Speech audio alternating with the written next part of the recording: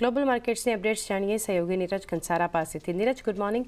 કઈ રીતે આજે વૈશ્વિક બજારો તરફથી હેન્ડઓવર છે? જી ગુડ મોર્નિંગ ચાંદની। ને આજના દિવસે આપણને જે સંકેતો છે થોડાક મિશ્ર મળી રહ્યા છે।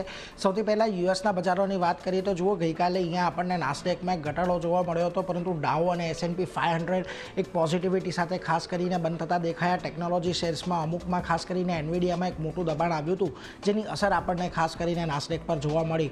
પરંતુ કાલના બજારમાં જુઓ ખાસ શું રહ્યું તો છેલ્લા કલાકોની અંદર આપણને બજારની અંદર એક રિકવરી આવતી જોવા મળી અને ડાઉ અને S&P 500 આ બંનેમાં ખાસ કરીને નીચલા સ્તરેથી ગઈકાલે આપણને એક રિકવરી આવતી દેખાય અને છેલ્લા એકાદ કલાકની અંદર અહીંયા આપણને ઉછાળો આવતો જોવા મળ્યો।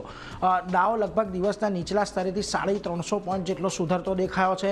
S&P 500માં પણ આપણને સતત 5મો દિવસ રહ્યો હતો કે જ્યારે S&P 500 ગ્રીન ઝોનની અંદર આપણને ક્લોઝિંગ આપતું દેખાયું, એટલે એના પર પણ એક ખાસ। હવે જુઓ, બોઈંગ અને IBMના વધારાને કારણે આપણને ડાઉની અંદર આજે નીચલા સ્તરેથી ઉછાળો છે તે આવતો દેખાયો।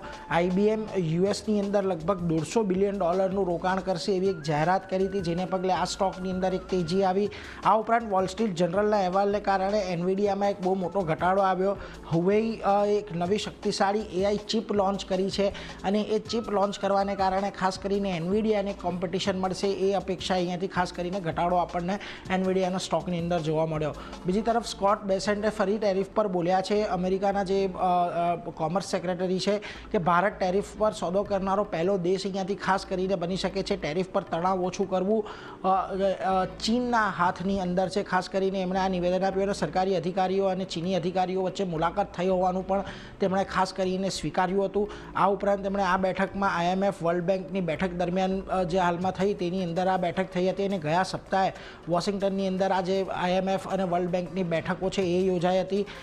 ચાઇનાને હાલ પૂરતું એક બાજુ પર રાખવામાં આવ્યું છે એવું સ્પષ્ટપણે સ્કોટ બેસેન્ટે કહ્યું છે અને હાલમાં 15 થી 17 દેશો સાથે સોદા માટે વાટાઘાટો ચાલી રહી છે, એટલે ખાસ કરીને ત્યાંથી ટેરિફ પર જે ડીલ થવાની છે એ ડીલને લઈને એમનું એક મહત્વનું નિવેદન આવતું દેખાયું। હવે જુઓ, ખાસ કરીને આ બજારનું ફોકસ ક્યાં છે તો અહીંયા ટેક્સાસના જે નબળા ડેટા આવ્યા ત્યાર પછી પણ ડોલર આપણને 99ની નીચે આપણને ખાસ કરીને જોવા મળી રહ્યો છે।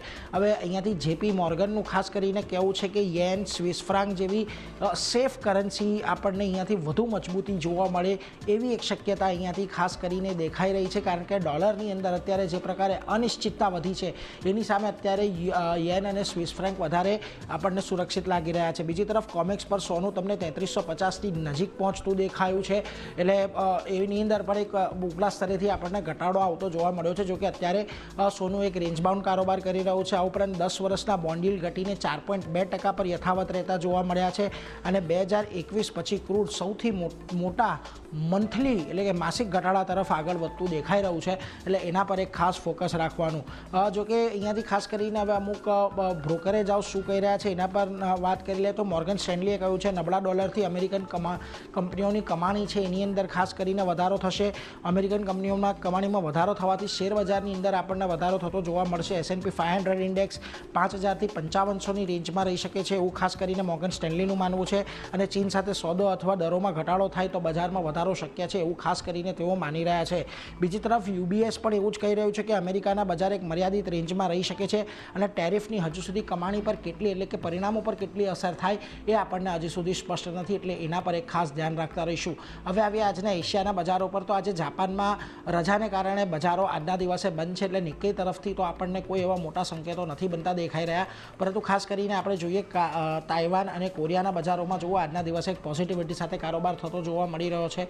બીજી તરફ શાંઘાઈ, સ્ટ્રેટ ટાઈમ્સ, હેંગસેંગ આ બધી જગ્યાએ પણ એક સારી તેજી છે, પરંતુ એક ફ્લેટ ટુ પોઝિટિવ જેવો કારોબાર અહીંયા પણ જોવા મળી રહ્યો છે। આ બધાની વચ્ચે આપણે ગિફ્ટ નિફ્ટીના સંકેતો પર નજર કરીએ તો જુઓ, ખાસ કરીને ગઈકાલે આપણે એક મજબૂત ક્લોઝિંગ ગિફ્ટ નિફ્ટીની અંદર જોવા મળ્યું હતું અને એ ગિફ્ટ નિફ્ટીના ક્લોઝિંગ બાદ આજે તમને 50-60 પોઈન્ટના એક ઉછાળાની શક્યતા, 40 પોઈન્ટના એક ઉછાળાની સંકેત ખાસ કરીને ગિફ્ટ નિફ્ટી આપણને આપી રહ્યું છે, એટલે આજના દિવસે બજાર થોડું ઘણું કન્સોલિડેટ થાય એવા એક સ્પષ્ટ સંકેતો ચાર્ટને મળી રહ્યા છે।